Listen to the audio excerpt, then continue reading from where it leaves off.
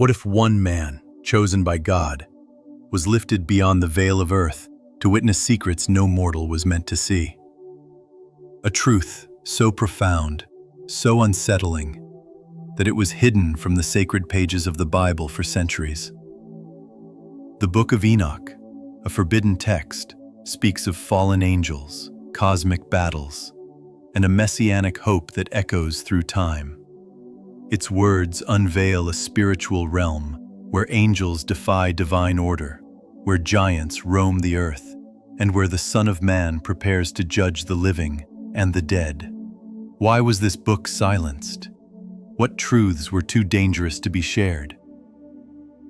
Join us on a journey through the visions of Enoch, a tale of rebellion, redemption, and the divine plan for humanity.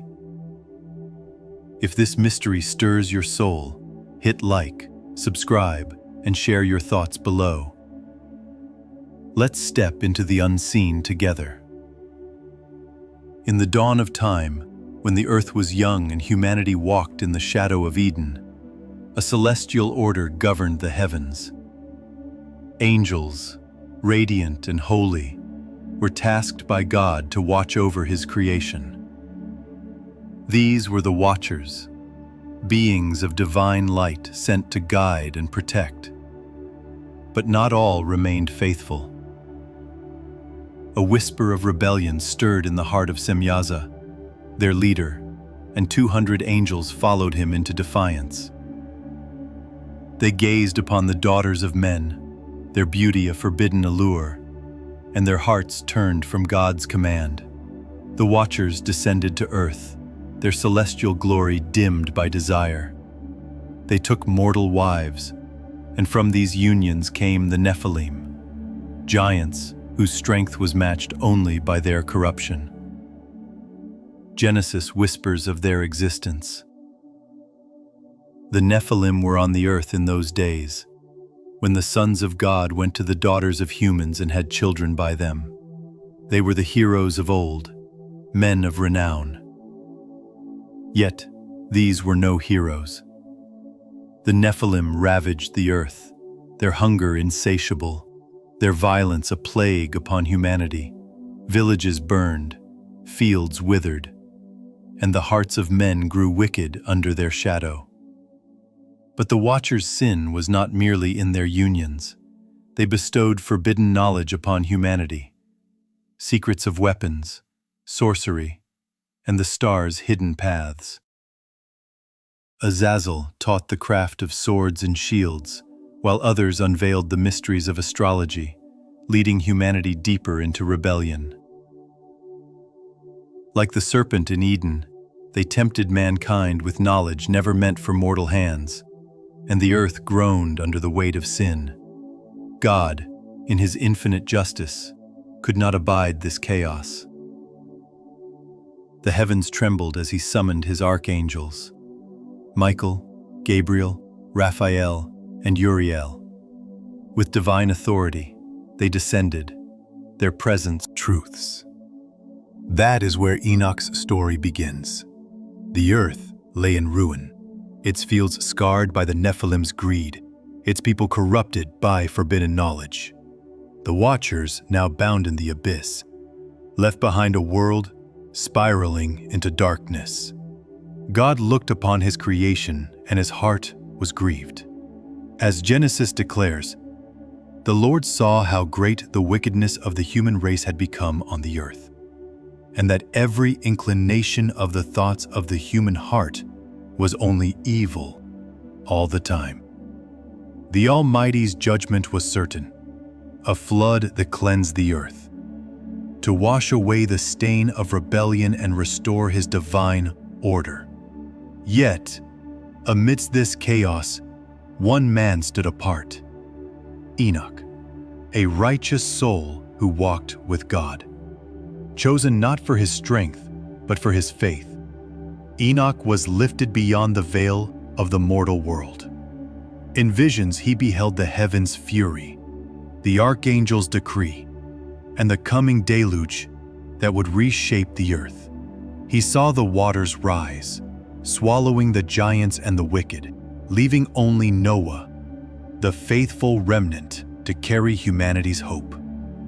The flood was no mere punishment. It was a divine reset, a testament to God's mercy as much as His justice, sparing those who clung to righteousness. Enoch's role was unique. He was not merely a spectator, but a scribe of the divine, tasked with recording the secrets of the cosmos and the fate of the fallen. Through his eyes, we glimpse the spiritual realm, a place where angels enforce God's will, where the cries of the earth reach the throne of the Almighty. Enoch's visions revealed a truth as sobering as it was profound. Sin, whether angelic or human, could not escape divine justice. The Watchers' rebellion and the Nephilim's corruption were but a prelude to a greater reckoning yet to come. As the floodwaters receded, the earth was reborn. But Enoch's task was far from over. God showed him the heavens' deeper mysteries, the cosmic order that governs time and seasons. The Almighty was preparing Enoch for a greater revelation, a vision of the end times, where the righteous and the wicked would face their final destiny. What would Enoch see in the courts of heaven? How would his visions unveil the Messiah who would bring eternal restoration? The answers lay in the sacred scrolls of his prophecy, waiting to unfold. Enoch's visions deepened, drawing him into the celestial courts, where divine justice reigned supreme. The heavens opened and he beheld a throne of glory, surrounded by holy angels, where the Ancient of Days presided with unyielding authority. The scene was radiant, echoing the vision in Daniel. Divine majesty. Seated on a throne of glory, he held the power to judge the living and the dead. His presence was awe-inspiring, commanding the allegiance of angels and the elect. Enoch saw him separate the righteous from the wicked, as a shepherd divides sheep from goats, a role mirrored in the words of Jesus. When the Son of Man comes in his glory, and all the angels with him, he will sit on his glorious throne. This was no mere judge. He was the cosmic ruler, destined to restore creation itself. The Son of Man's judgment extended beyond humanity to the fallen angels, those watchers who rebelled long ago. Enoch saw them dragged before the throne, their chains of darkness clanking, their rebellion laid bare. They faced eternal torment, cast into a fiery abyss, a fate echoed in the New Testament's warning. The angels who did not keep their positions of authority, but abandoned their proper dwelling, are kept in darkness, bound with everlasting chains for judgment on the great day. Yet for the righteous, hope shone brighter than the stars. Enoch beheld a new creation, a world free of sin, where the faithful would dwell with God in eternal peace. This vision of cosmic justice stirred Enoch's soul, revealing a truth that transcends time. The Son of Man would return to establish a kingdom of righteousness. The heavenly courts were not distant, but a promise of what awaits, a day when every heart will be weighed and justice will prevail. What mysteries would Enoch uncover next about the divine order, governing the heavens themselves? His journey was leading him toward the stars. Enoch's visions lifted him beyond the earthly realm, into the vast expanse of the heavens, where the sun, moon, and stars moved in perfect harmony. Guided by angelic beings, he beheld the cosmic order, a divine symphony orchestrated by God himself. This was no mere celestial display. It was a revelation of the spiritual laws that govern time, seasons, and the destiny of humanity. The heavens, Enoch learned, were not random but bound by divine purpose. as the psalmist declares. The heavens declare the glory of God. The skies proclaim the work of his hands. In the astronomical book, Enoch was shown the solar cycle, a 364-day calendar that aligned with God's eternal plan. Unlike the shifting lunar calendar, which sowed confusion in sacred rhythms, the solar calendar, preserved by the Ethiopian faithful, marked Sabbaths and festivals in divine harmony. Each month, 12 in number, held 30 days, with a 13th month, Paguma, sealing the year with days of reflection. This was more than a way to count time. It was a spiritual discipline, a call to live in sync with the Creator's design. Angels, radiant overseers, guided the sun, moon, and stars along their appointed paths. Enoch saw each celestial body as a servant of God's will, their movements a testament to his sovereignty. This vision echoed the words of Job. Can you bind the chains of the Pleiades? Can you loosen Orion's belt?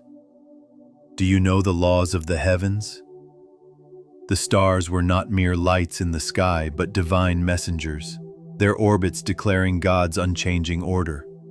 When humanity strayed, following the Watcher's false teachings of astrology, the cosmic harmony faltered and spiritual chaos followed. Enoch's revelation carried a warning. To disrupt the divine calendar was to defy God's plan. The seasons, the Sabbaths, the sacred moments, all were meant to draw humanity closer to the Almighty. Yet in the heavens' perfect dance, Enoch saw hope. The stars' unwavering paths promised a restoration, a time when creation would realign with God's will. This cosmic vision prepared Enoch for his final revelations, dreams of a world reborn, where a Messiah would lead the righteous to victory. What would these dreams unveil about the fate of nations and the coming kingdom? The heavens held the answers, and Enoch's journey was far from over. Enoch's visions now turned to dreams that spanned the ages, a tapestry of prophecy woven with symbols of beasts and sheep. In the Book of Dream Visions, known as the Animal Apocalypse, he saw the story of humanity unfold, from creation's dawn to the final triumph of God's kingdom. Israel, depicted as sheep, stood at the heart of this divine drama, harried by wolves, lions, and bears. Nations like Egypt, Assyria, and Babylon that sought to tear God's chosen flock apart. Yet, through the chaos of exile and persecution, a promise endured. A Messiah, a white bull, would rise to restore peace. In these dreams, Enoch traced Israel's journey from Abraham's call to the Babylonian captivity, each trial a thread in God's redemptive plan. The sheep endured relentless attacks, yet hope flickered in the vision of a coming kingdom. Isaiah's prophecy echoed this hope. The wolf will live with the lamb, the leopard will lie down. Prey would bow before the Almighty's chosen. But the path to this kingdom was not without tribulation. Enoch's dreams foretold wars, disasters, and wicked rulers who would defy God's will. These visions of chaos mirrored Jesus' warning of the end times. Nation will rise against nation, and kingdom against kingdom. There will be great earthquakes, famines, and pestilences in various places. Yet, amidst the turmoil, Enoch saw the final judgment, where the righteous would stand before God's throne, their names written in the book of life, while the wicked, human and angelic alike, faced the abyss. Revelation captures this moment. I saw the dead, great and small, standing before the throne, and books were opened. The dead were judged according to what they had done. In the Epistle of Enoch, the prophet's voice grew urgent, a clarion call to repentance. He pleaded with the wicked to turn from sin, warning of the eternal torment awaiting those who reject God's mercy. His words echoed Jesus' own plea, "Repent, for the kingdom of heaven has come near." Angels, led by Michael and Gabriel, stood ready to execute divine justice, casting the rebellious into darkness while guiding the faithful to eternal light. For the righteous, Enoch painted a vision of a new creation, free from sorrow, where God would dwell among his people. As Revelation promises, he will wipe every tear from their eyes. There will be no more death or mourning or crying or pain. Enoch's visions, though ancient, burn with relevance today. In a world of unrest and uncertainty, his warnings challenge us to choose. Will we walk the path of righteousness or stumble into the abyss? His call to faithfulness is a beacon, urging us to seek God's mercy before the day of judgment dawns. If Enoch's message stirs your heart, hit like, subscribe, and share your thoughts below. Do you believe his visions still speak to our time? Let's reflect on this divine mystery together, trusting in the hope of a kingdom yet to come.